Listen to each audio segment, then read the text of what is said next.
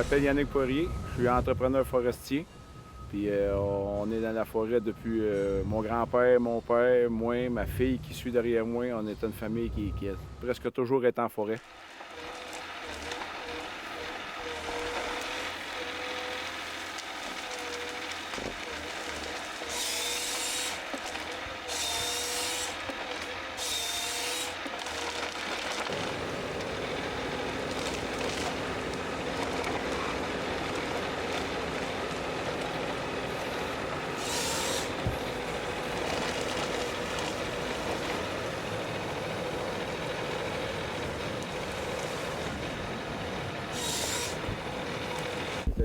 Dans le fond, là, dans le temps, t'étais pas bon à l'école, ils t'envoyaient au bois. C'était comme ça, tu sais.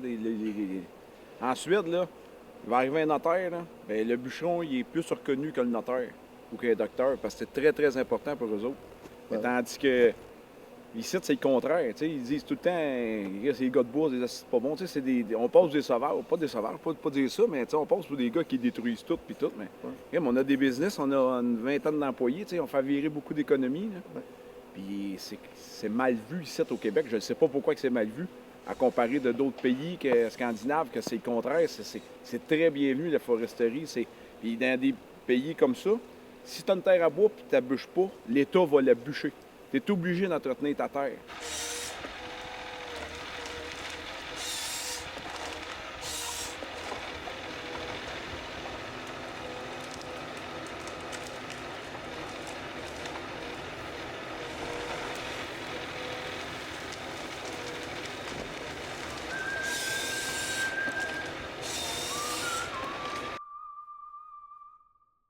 Le Québec a été entre autres bâti grâce à la foresterie.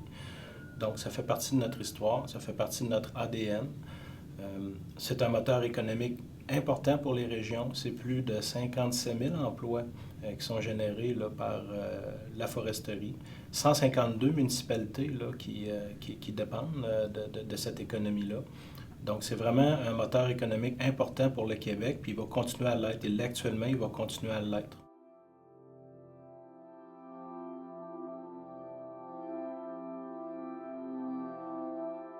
« 77% du bois récolté au Québec provient de forêts publiques.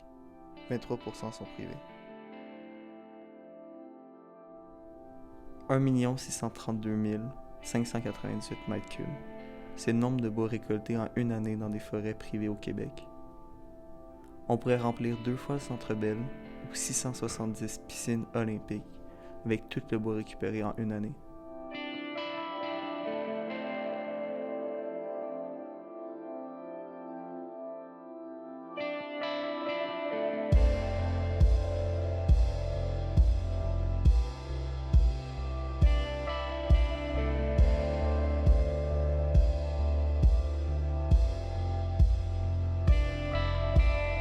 Chaque année, les forêts québécoises absorbent en moyenne 300 millions de CO2.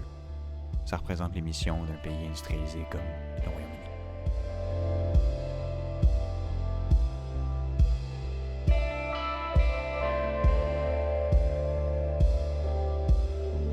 « 0,05% des forêts canadiennes sont déforestées chaque année.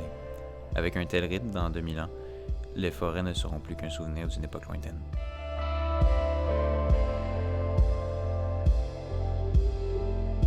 Comme ici, on le voit bien, là, en arrière, ça a été bûché dans le temps, fort, presque à blanc. Puis là, on est après à enlever là, qu'est-ce qui pousse en... C'est quoi qui pousse en premier? C'est comme dans un jardin, c'est de la mauvaise herbe.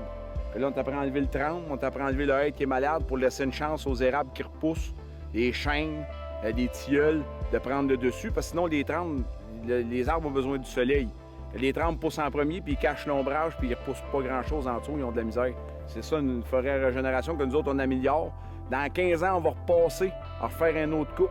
C'est à tous les 15-20 ans, les cycles, quand on fait, mettons, une coupe sélective, puis tu verras jamais le bout de ta forêt.